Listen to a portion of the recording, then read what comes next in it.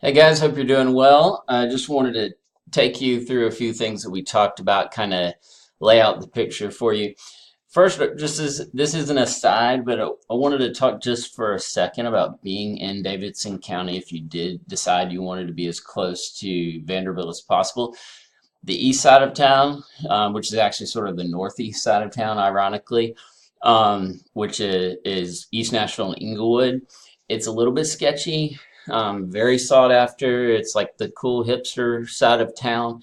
The crime is much worse over there in the public areas. I think in the neighborhoods and everything is probably very similar, close to it, but there's definitely more drama over there. But so instead, I used Donaldson, which is much closer to Vanderbilt. You have two options in terms of how to get into the school. Um, Through 40 or going through surface streets, and you don't have to go over the river, which is another traffic issue. So I pulled some in Donaldson. You can see that about 50% of everything you see right now is under contract, so a little more than 50%. But these are the size homes you'd be able to get in your price range. Some of the larger ones have a lot of basement and such. You're living with the stuff of old homes, little closets, little kitchens. So I'll show you two quickly. This is what I want to show you. This one is one that has been remodeled in a really nice neighborhood. It is a 3-2, and a lot of the square footage comes from the basement. Has been out there in the market for a while. I've declined to show it a couple times because of the price. The price is a little high considering, if you can tell there, a lot of this is basement square footage. I feel like that one's a little overpriced. But my point is to show you how nice they are being done up and how much nicer they are than a lot of the newer construction that you're going to find and more in outlying areas. Now, this one's not my fave with the half vinyl and brick thing, but the houses around here are pretty amazing. Especially if you like the mid-century modern, that's really hot right now. And this would be an old house that y'all could fix up. So this one is not in disrepair. It's in much need of updates. I call these the granny houses, and that's my favorite. I think that they're just so easy to turn and make them look really nice at a real minimal expense because the maintenance has been handled over the years, just not the updates. So this one was 350, but you can in that 300 to 350 range, you could get your 3 bedroom, 2 bath. It's going to be hard to get in. Because there's just not a lot for sale and there's no infill in these areas. Everything's kind of already been saturated. Of course, you do have quarter-acre lots, half-acre lots. Some of them have 1 and 3 acre lots. Those are rare, but so pretty nice. But take all that as an aside. And then the other thing I wanted to mention was the school situation. I had to look up what I actually pay because my wife handles that. But this is one school that I think is a good example of having diversity, but and not like raising your kids in a bubble, which I think is important to you guys based on our conversation. And I was a public school kid. I sent my son to public school. And then I fell in love with this school. But anyway, there's a lot of diversity there. It's not as diverse as the county, of course, but we have in our classes, we have black kids, Indian kids, Coptic. We have a Coptic families and a bunch of Asian kids. So much more diversity than you might imagine, and you get a pretty good school experience. They actually have a football team and such. And East Nashville will have the same. The Catholic schools are also very inexpensive at a young age. They get really expensive when you're older. So, and then last, I just want to tell you that there is a great system of magnet schools and sort of special charter schools, like Montessori schools and such. So you can live in Davidson County and get a good education. It's just a lot of work to, one, get your kids in. There's always waiting list, and then to get them to school because they're not going to provide public transportation. So if you get them in a school like that's in Bellevue, for instance, which is where the Spanish school is, it's a school to basically raise kids so that they'll be bilingual. And a friend of ours does that. She's our neighbor, and so she has to fight that traffic taking him to school and back every day. So that's another option if you do want to try to stay in. It's very doable, and a lot of people do it. That's an aside, though. I know that's not what you guys, I brought that up in the conversation, but if you're looking for good public schools, I'm going to get into that now. So as I mentioned on the phone, the closest you're going to be able to live to the city is going to be to go out 40. You can go north as well, but you're not going to get incredible schools by going into Sumner County. Wilson County, I think, has really great schools. And I can say that firsthand as well. Teachers are awesome. They hug on the kids, and their heart's in it. They seem to be much more well educated too than Davidson County teachers, and I've had some experiences there where I was very disappointed. I've been to all of them, by the way. My kids have been in public in Davidson, public in Wilson, and now private school.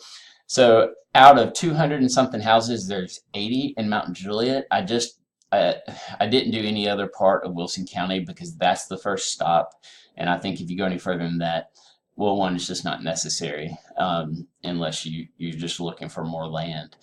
But I want to show you two houses here in Wilson County that I think are good examples. I'm going to show you the run-of-the-mill older homes, and then I'll show you some of the new development. Now, I just picked my favorite neighborhood for Mount Juliet. This is what I talked about on the phone was North Mount Juliet. This is right off of Lebanon Road. It's called Willoughby Station. It has two pools. Just a really cool place. Very family oriented. You will have more diversity in Wilson County than you will on the south side of town. But sorry, it's being slow right here. Actually, Kristen Clark's best friend growing up, who is also the sister of my best friend growing up, which is how I know the Gilstraps. So Kristen Clark's best friend is Alan Gilstrap's first cousin. Anyway, don't worry about it too much. But this is one that's been done a little nicer than when it was made. It has a granite countertops here, but so somebody's done some updates along the way. But this is basically what you would get in Mount Juliet. Really nice homes. They're not built to the same standard, or I should say, the finishes aren't the same standard as the remodels happening closer into the city. But they're really nice. Nothing fancy. My dad's a builder. It's kind of stuff he builds. A little bit bigger though, because he doesn't build them on the scale that these developers do. So let me show you a couple of the new neighborhoods that are really nice. Okay, this is a neighborhood called Tuscan Gardens. It's a lot further out, but still has access to I-40. This one is the only one I could find with photos that was a new home. They probably staged this one, or it was originally the model. This is some of the newer work over there, and you could get in now and have a house built essentially if you wanted to be in one of these neighborhoods. And there's one that's directly across from Mount Juliet High School, which would be really cool when your kids are older.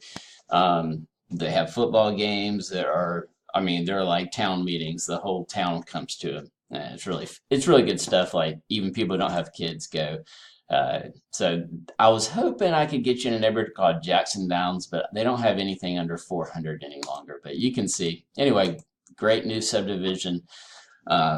Just thought I'd show you guys that, and then we'll look at the south side of town. Okay, so I ordered these by city. Nothing in Brentwood is available in that price range. That is not like a condo or anything like that. So you have to go down to Franklin to get your first hits. You see, you don't get much when you're in Franklin.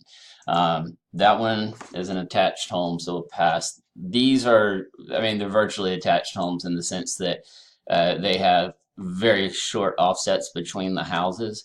That's not a problem for a lot of people, but I just trying to show you where you're compromising when you're paying 212 square foot. You kind of, you got to compromise somewhere.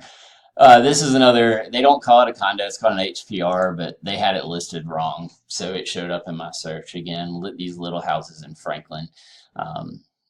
not particularly nice. These would have been built with mica countertops, et cetera, et cetera. But so I did forget about one place called Nolensville that has a huge portion of it in Williamson County. I'm not crazy about the Maury County schools. They're still better in Davidson County, but I would put in order of schools, I put Williamson County, Wilson County, and then either Maury or Sumner.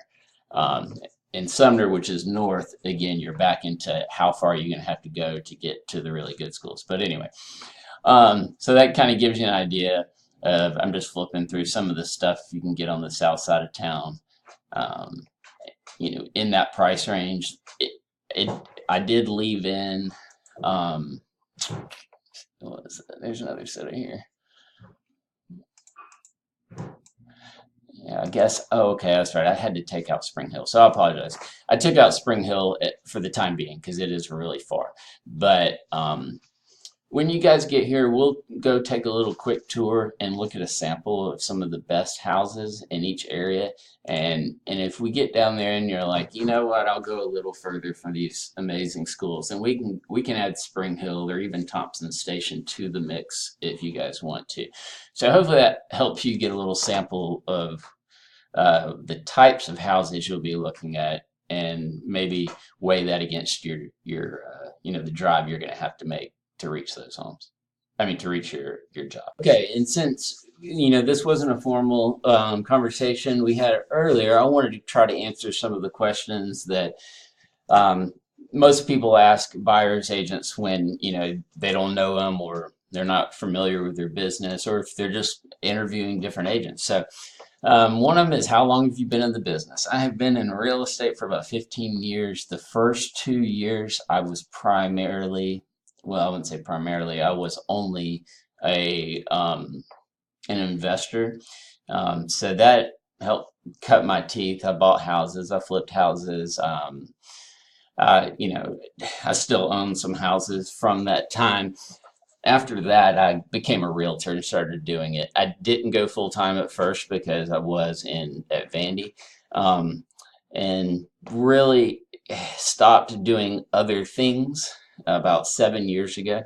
Meaning, I was a realtor and I had a practice that made about $70,000 a year. But I also was a college pastor and a property manager. Because of the rental properties I had, I added some in there as extra source of income. So I've been doing nothing but showing up and selling houses for about 7 years.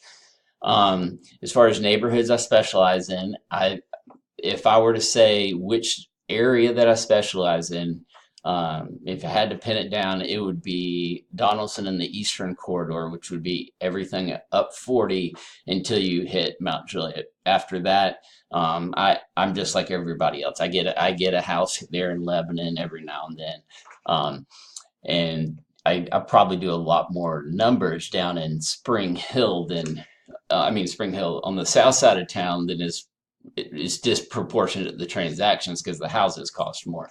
So, I mean, it makes up a huge chunk of my business, even if I only sell 4 or 5 houses down there every year.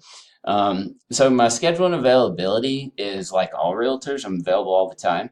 The biggest thing I would say, though, as far as setting boundaries, is that if we don't have plans for that weekend, the ways of communicating with me change. So if we're working a contract, I'm going to be looking at every single email you send me.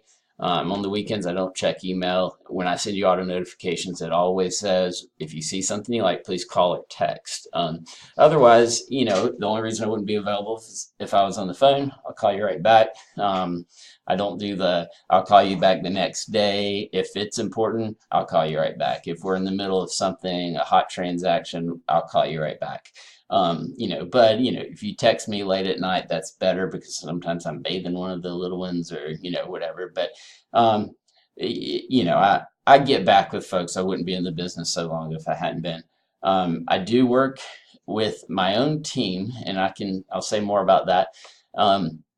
You will not be handed off to a buyer's agent, however. Basically, when I say I have a team, I have people to help with paperwork, an automation task, and I'm actually talking about adding someone